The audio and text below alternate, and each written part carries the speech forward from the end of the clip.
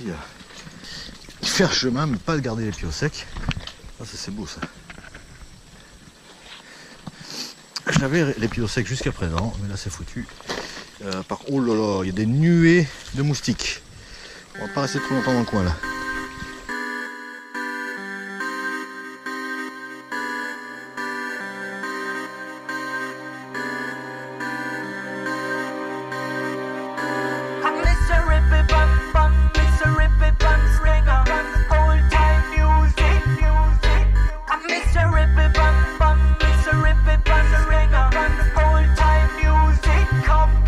Bon, eh ben c'est la merde.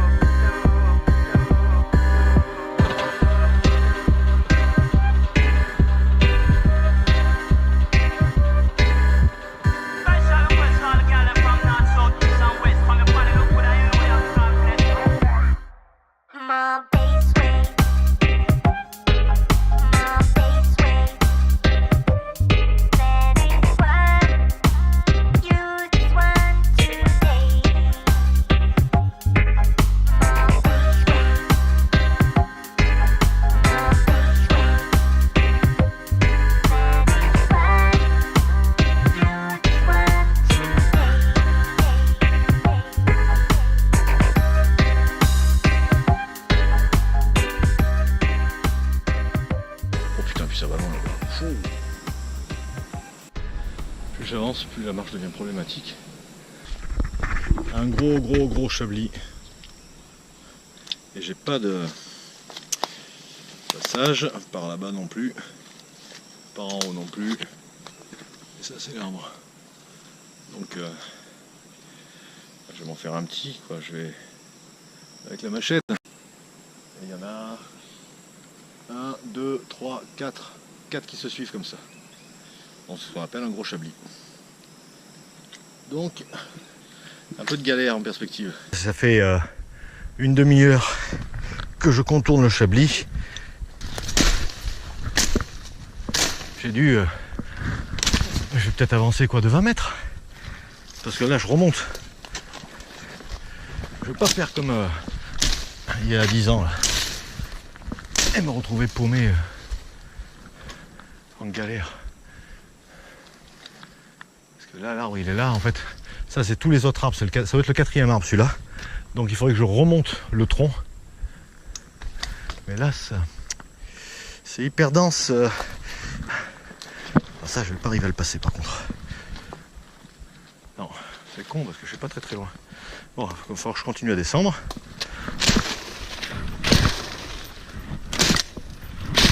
Si je passe là-dessus, c'est un coup à se casser la gueule et à se faire mal.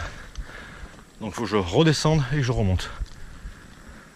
Il faut que je marque parce que faut que j'essaye de passer là-dedans. Le problème c'est le trépied. J'aurais dû faire un passage à vide. C'est bon, ça passe. Yes!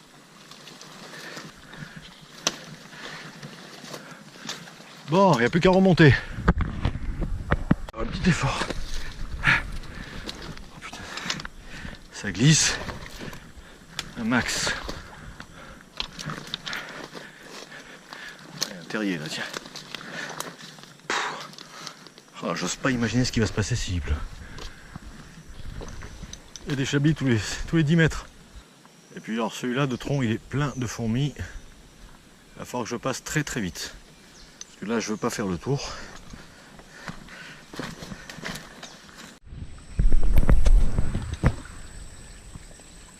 vais contourner par là, me faire une saignée. Et là je passerai pas sous l'arbre. Mais bon les chablis ça change tout. Hein. En quelques minutes de fracas, l'arbre il tombe et c'est fini.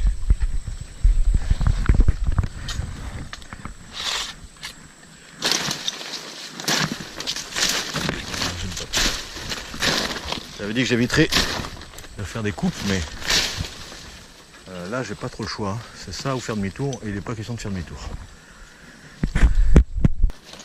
Là, oh là, j'ai même plus la force de couper, c'est fou ça. Faut quand même que je fasse des. Je suis pas trop pour, mais bon. Là, si je viens à prendre la décision de revenir par ce même chemin, faut quand même que je sache par où je suis passé, quoi. Oh là là. Et puis alors, il est dense celui-là. Il est dense. Tiens, je vais pas reculer après toutes ces heures de marche quand même.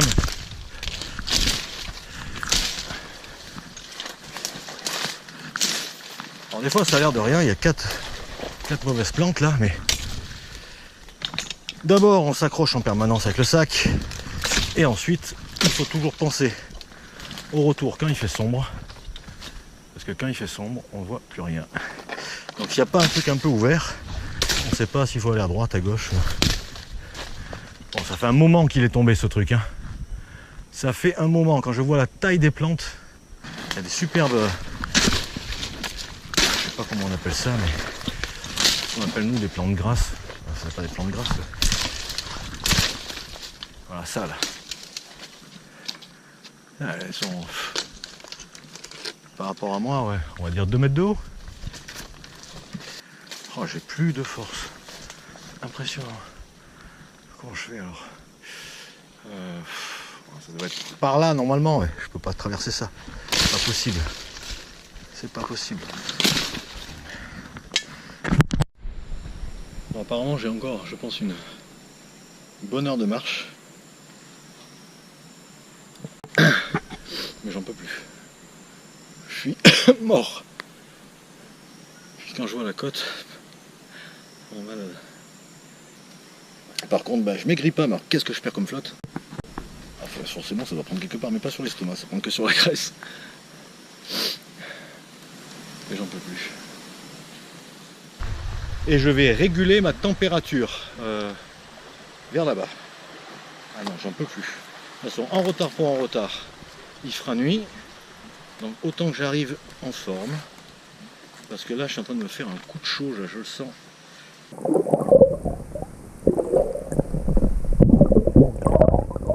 Oh là, elle est gelée. Mais alors, je m'en bats les... Je vais à l'eau. Je vais me mouiller, je vais m'asseoir. Il est tard, mais j'ai plus envie de bouger. Enfin, il est tard, tout est relatif. De toute façon, être en retard pour être en retard, il faut en profiter. Mais qu'est-ce qu'elle est bonne cette flotte. Elle est fraîche, hein. Mais alors quand t'es dedans, oh là là. C'est... Là, je régule la température. Non, j'ai pris un coup de chaud là tout à l'heure. Je sais pas bien. Enfin, pas bien. Pas ça, mais voilà, j'étais limite. Voilà, j'étais limite. la chemise trempée, ça à la rigueur c'est pas grave, mais ça prouve que je perds énormément d'eau. Et vu que j'ai niqué les 3/4 de la gourde, je voulais en garder un peu pour le retour quoi.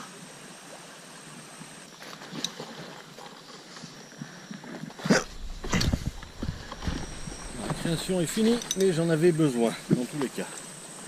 Donc on va tout le temps le tester plus tard selon l'heure où j'arrive.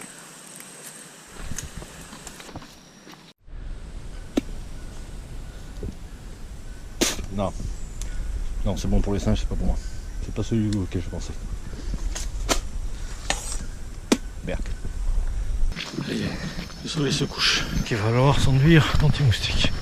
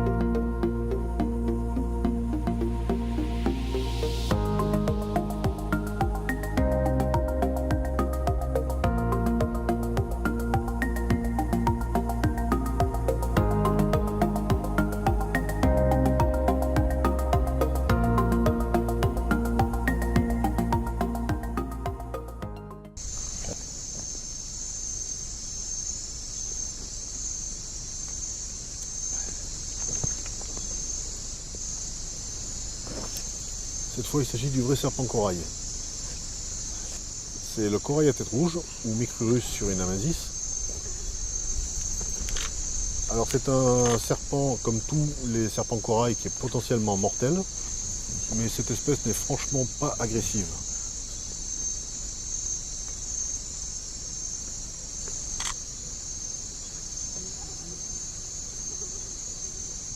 Ce qui n'empêche pas qu'il faut rester très méfiant, d'autant plus que pour mordre, il a tendance à attaquer en balançant la tête sur le côté. Comme la très grande majorité des serpents, si on ne l'embête pas, si on n'essaye pas de le manipuler, il n'a aucune raison d'attaquer.